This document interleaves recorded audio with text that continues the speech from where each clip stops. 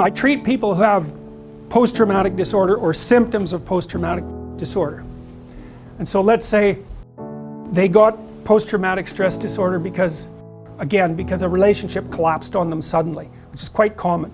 You know, they get betrayed or someone leaves them suddenly, and then they don't know what to do, because, especially if they're conscientious, because then they just tear themselves into pieces trying to figure out what they did wrong to bring about that event.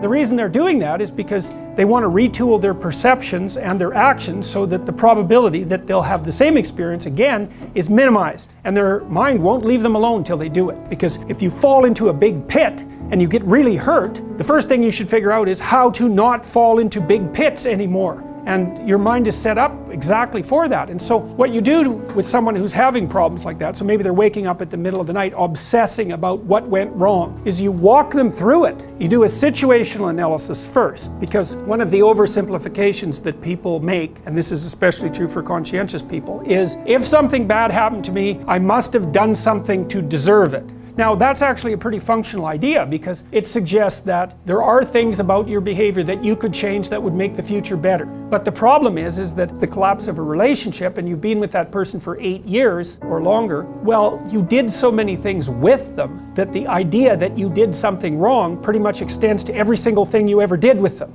And how are you going to fix that? And so that's part of the trauma, actually. That the trauma is 80 million snakes all at the same time. It's like, well, forget it. You don't have time to go through all that material. And so partly what you do with people, and this is what you should do with yourself too, is you do a situational analysis.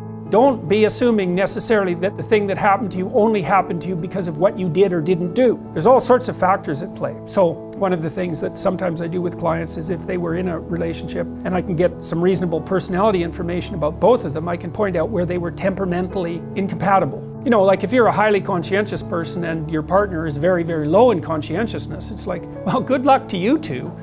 How the hell are you ever going to work that out? Because you want everything to be exactly where it's supposed to be, and you're working all the time, and your partner could care less whether things were where they're supposed to be, and they're not going to work. And you can butt heads about that forever. The probability that you're going to shift it, you know, except to some minor degree, is very, very low. And so sometimes you end up with someone with whom you get along very well on one temperamental dimension, and you're an absolute catastrophe on the other 4. The probability that you're going to be able to mediate a huge temperamental difference is extremely low. You wouldn't expect yourself to mediate a huge intellectual difference, right? You're going to make the other person smarter, or maybe you smarter, depending on who you're with. It's like, no, probably not.